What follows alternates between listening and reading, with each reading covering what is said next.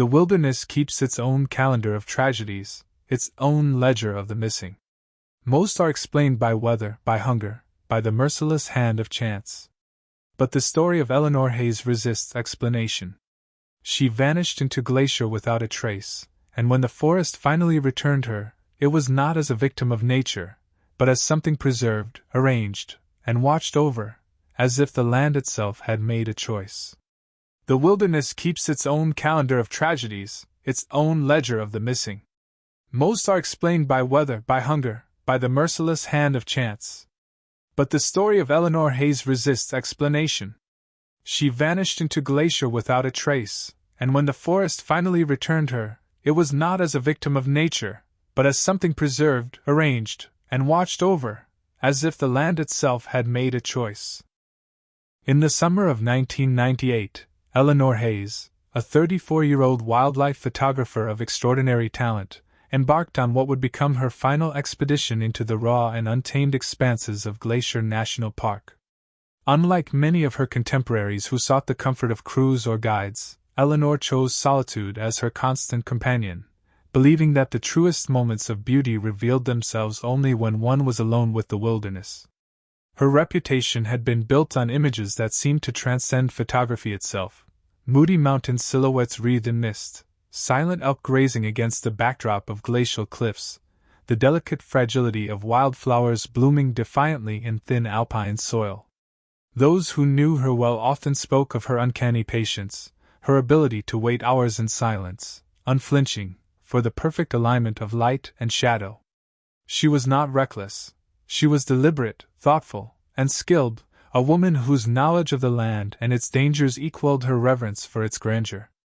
Friends remembered her describing the natural world not as scenery but as a living, breathing presence, vast and ancient, capable of stirring both awe and humility in those who dared to enter its depths.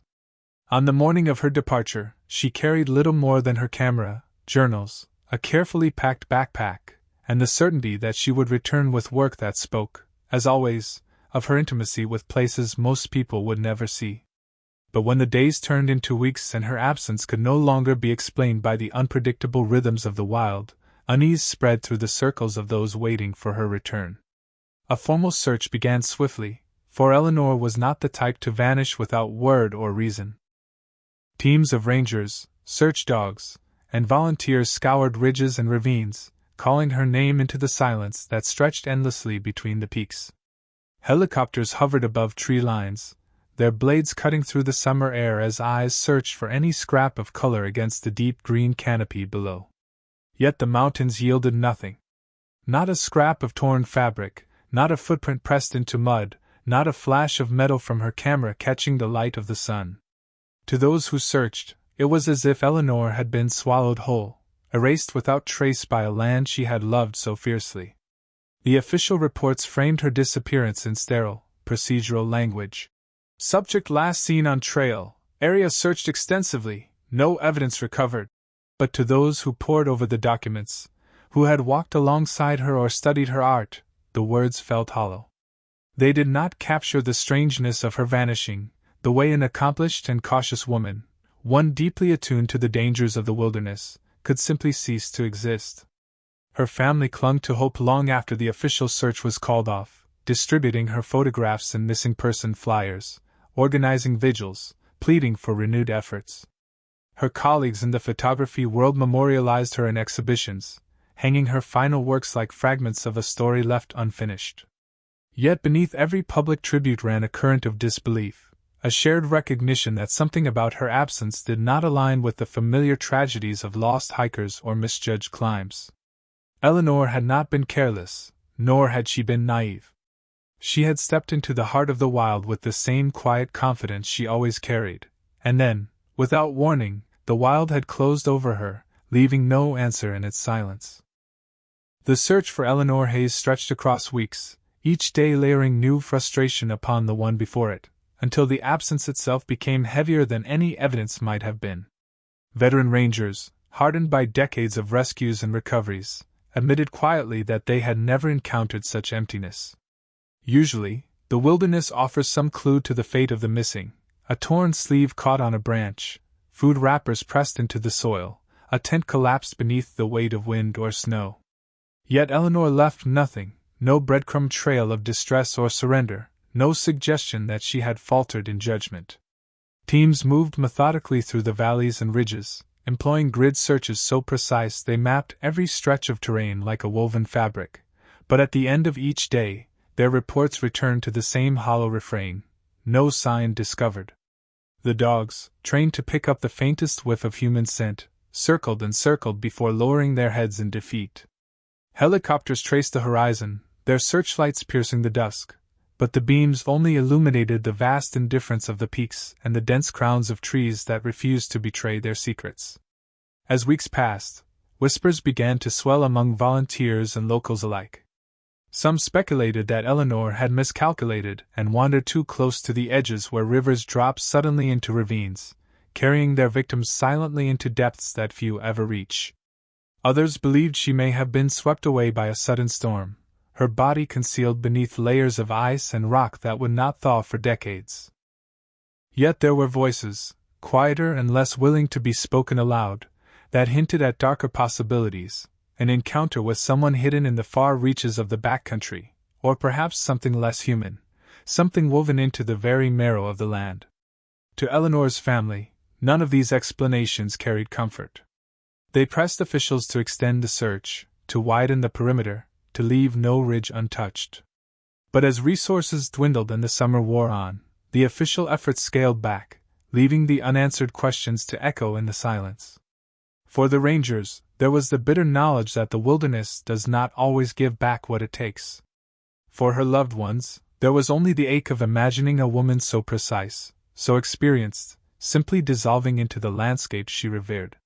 When the search was finally suspended, it left a raw wound in the community of those who had known her, friends who recalled her laughter by campfires, colleagues who spoke of her unyielding devotion to her craft, family who could not reconcile the thought of her spirit extinguished without witness.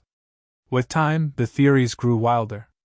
Some suggested she had chosen to vanish, crafting her disappearance as a final artistic gesture, though those closest to her dismissed the idea as an insult to her discipline and integrity. Others hinted at curses whispered about Glacier, stories of ancient presences that predated any human footprint, forces that tolerated observation only until they chose otherwise. Still, these murmurs did not appear in reports or news clippings. They lived in the margins of conversation, half believed, half feared. Officially, Eleanor Hayes became another statistic, her name added to the quiet roll of those the wilderness had claimed. Yet unlike most, her case carried no resolution, no discovery of belongings, no plausible reconstruction of error or misfortune. There was only absence, vast and unbroken, as though the forest itself had folded around her and decided to keep her secret. That silence became the most haunting detail of all, not the storms or cliffs or predators, but the sheer refusal of the land to admit that she had ever walked its paths. 2 years after Eleanor Hayes vanished, when her name had already begun to fade from the news and her family had settled into the uneasy rhythm of unanswered grief, fate returned her story in the most unsettling way. A pair of hikers, straying far beyond marked trails into a stretch of forest rarely touched by human presence, stumbled upon a scene that seemed less a discovery than a deliberate unveiling. On a moss-laden clearing, bathed in filtered light that broke unevenly through the canopy, lay a collection of objects placed with uncanny precision: a pair of worn leather boots set neatly side by side, toes pointed north, as if aligned with an invisible compass. Beside them, an identification card resting squarely on a folded scrap of fabric, a weathered backpack propped upright, unspilled, as though arranged by careful hands rather than abandoned by chance. Nothing appeared scattered or displaced, no signs of panic or struggle etched into the soil around them. The arrangement radiated an order that unsettled the hikers more deeply than any evidence of violence could have. When they pressed farther into the clearing, they froze at what lay just beyond: Eleanor herself. Her body rested in a state so improbable it bordered on the impossible. Despite 2 full years exposed to the merciless cycles of mountain weather, her remains bore none of the usual marks of wilderness decay. There were no gnawing wounds from scavengers, no collapse into bone and soil, no bleaching of cloth or leather by relentless sun. She appeared preserved, her features softened but eerily intact, as though she had lain only days rather than years.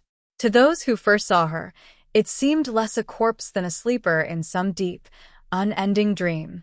Authorities were summoned, and investigators arrived with equal parts urgency and disbelief. Forensic teams combed the site, documenting every angle, every fiber of clothing, every blade of grass disturbed around her. What they found only deepened the riddle. The bindings on her pack showed no sign of tearing, her clothing bore no evidence of trauma, and her belongings, arranged so carefully nearby, suggested neither haste nor accident. No weather patterns in the region could explain such preservation, nor could the lack of predation be reconciled with the park's thriving wildlife. Rangers accustomed to the brutal clarity of mountain deaths, falls, exposure, predation, stood at the scene in hushed awe, murmuring that something about it felt wrong, as though they were intruding upon a ritual whose meaning lay far beyond their grasp. When the body was finally removed, the clearing returned to silence, but those who had been there carried its image long after. The boots aligned with unnatural care, the strange stillness of the remains, the absence of every ordinary explanation. To her family, the discovery reopened wounds that had barely begun to scar, offering a body but no answers. To investigators, it was a case that resisted even the most seasoned interpretations. And to those who whispered in the townships that bordered Glacier, it confirmed what had long been suspected but rarely spoken aloud, that the mountains do not simply take lives. Sometimes they keep them, untouched, as though holding them in reserve for reasons that will never be shared. Eleanor's return, if it could be called that, did not close her story. Instead, it shifted it into a darker register, one where the wilderness itself seemed less a backdrop than an active participant, capable not only of concealment but of design. When the investigators catalogued Eleanor Hayes's belongings, most items carried the predictable wear of 2 years spent in the wilderness: fabric frayed, pages warped by moisture, leather hardened by cycles of rain and sun. But one object commanded their attention more than any other: a battered journal bound in weathered canvas, tucked securely into the folds of her pack. Though warped around the edges, its core had been strangely preserved, the ink clinging stubbornly to the pages as if resisting the same erosion that had defied her body. At first glance, the entries seemed consistent with the meticulous notes she was known for: precise observations of light angles at dawn, sketches of valley contours, lists of animal sightings catalogued with scientific care. It was the work of a disciplined photographer and naturalist, a woman who saw patterns where others saw only wilderness. Yet, as the investigators turned the pages forward, tracing her days deeper into the park, the tone shifted with disquieting subtlety. The early notes were methodical. 6:45 a.m., elk herd grazing eastward. Mist heavy across slope. Light muted but soft enough for exposure. Days later, a change appeared. Strange silence near river. No birdsong. Air unusually still. At first these remarks read like curiosities, mere anomalies in a wilderness of countless moods. But as the days accumulated, the anomalies multiplied. Eleanor began to note shadows moving at times when no trees or figures stood to cast them. She described the sensation of being watched, not the benign watchfulness of deer or curious bears, but something more deliberate, a presence that lingered just beyond vision. Her words carried the precision of a mind unwilling to surrender to hysteria. She documented each impression carefully, grounding it in detail rather than speculation, as though attempting to prove even to herself that what she perceived was real. By the second week, her entries had grown noticeably darker. "The forest is folding in on itself," she wrote in one entry. "I walk in circles though my compass is steady. Trails vanish where they should continue. I am being redirected." She described hearing voices, not conversations, but murmurs rising beneath the wind, woven into the sighing of trees. At night, she wrote of waking to the sense that figures stood around her tent, dissolving when she unzipped the flap to confront them. Once, she detailed hearing her own name whispered from across a ravine, though no human had been sighted in days. Still, Eleanor's words did not read like the frantic scrawl of panic. They were deliberate, even restrained. "The presence is patient," one line read. "It is not hunting. It is observing." Another. "There are patterns here older than maps. I think I am trespassing on a place that remembers." The journal suggested not terror but a grim acceptance, as if she were slowly coming to terms with the reality of something she could neither measure nor resist. Perhaps the most haunting shift occurred in her descriptions of time. Early entries were dated with exactness. June 12th, June 13th, June 14th. But later dates vanished, replaced by fragmented impressions. The third silence, the day of shadows, the night of three voices. Her sense of chronology dissolved, replaced by markers that no outsider could decipher. Investigators who read those pages reported feeling as though they were looking not at a record but at the unspooling of time itself, measured not by calendars but by encounters with something ineffable. Near the journal's end, her words abandoned their observational tone altogether. Instead of measurements and sketches, she wrote in prose that bordered on confession. "I am not lost," she insisted. "I am being led." Another entry read, "It has no face, but I feel its gaze.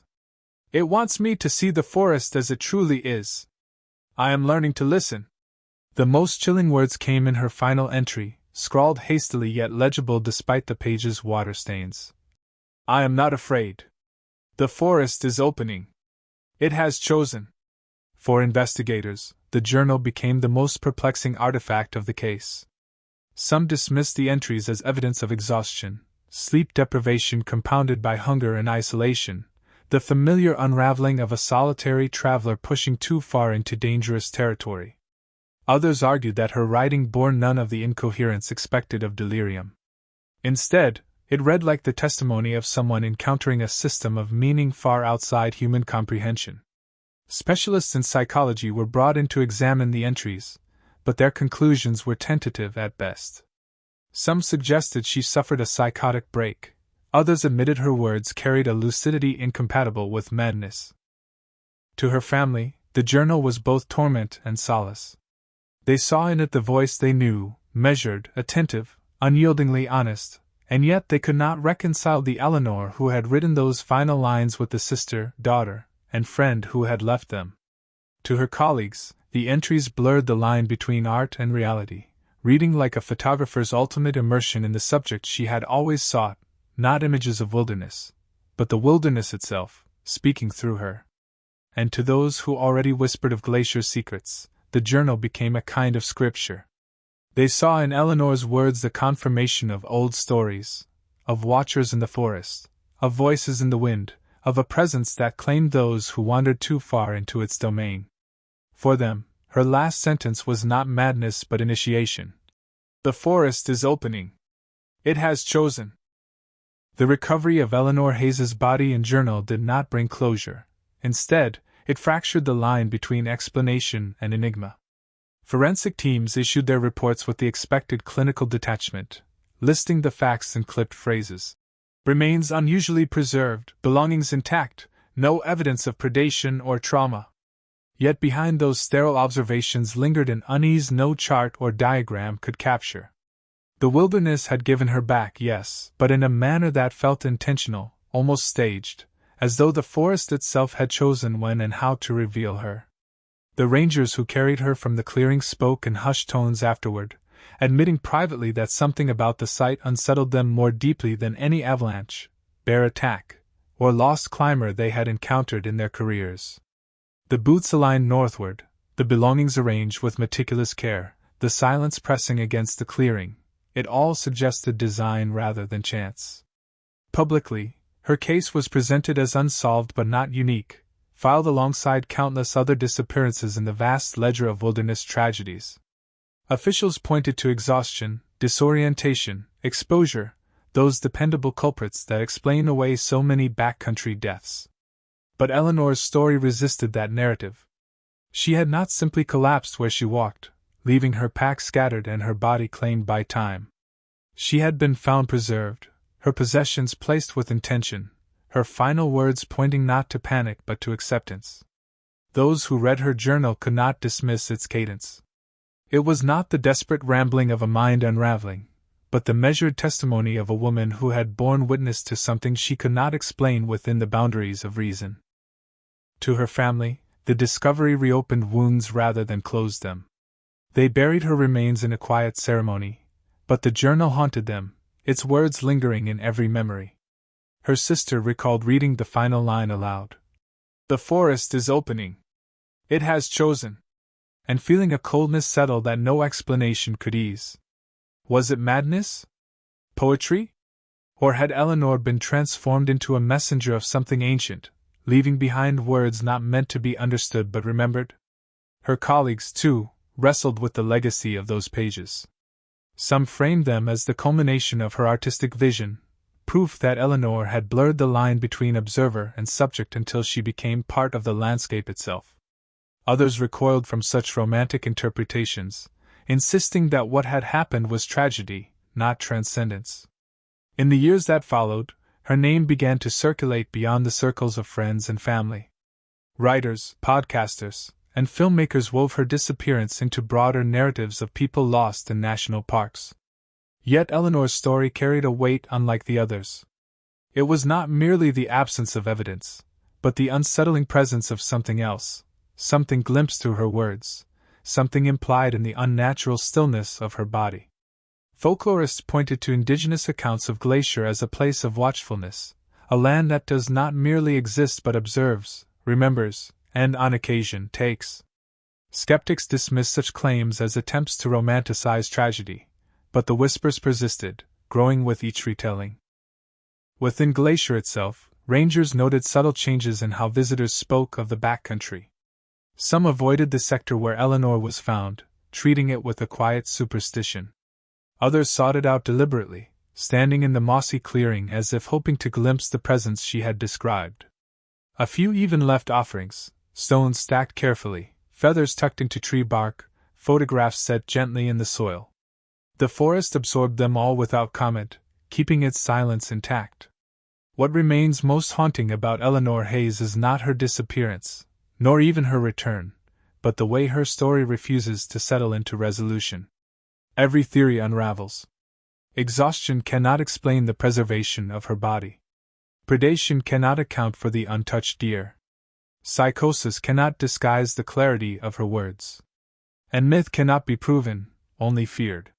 What lingers is a tension between possibilities. Either Eleanor fell victim to forces we understand too little, geography, weather, isolation, or she encountered something beyond our framework of comprehension, something the wilderness holds close to its roots and rivers, revealing only when it chooses. In the end, Eleanor has become less a person lost than a symbol of the wilderness's indifference, yes, but also of its mystery, its resistance to being fully mapped or mastered. She stands as a reminder that nature is not merely backdrop or resource but a force in its own right, capable of unsettling not only the body but the mind. Her journal remains the most troubling artifact of all, a relic that bridges the line between testimony and myth. Scholars analyze it, skeptics dismiss it, believers revere it, but none can erase the chill of those final words. Today, when hikers pass through Glacier's deeper valleys, they do so with the knowledge that the land remembers. They tread more softly, as though aware of eyes that do not blink, of silences that are not empty, of a presence that waits in shadowed folds of earth and sky.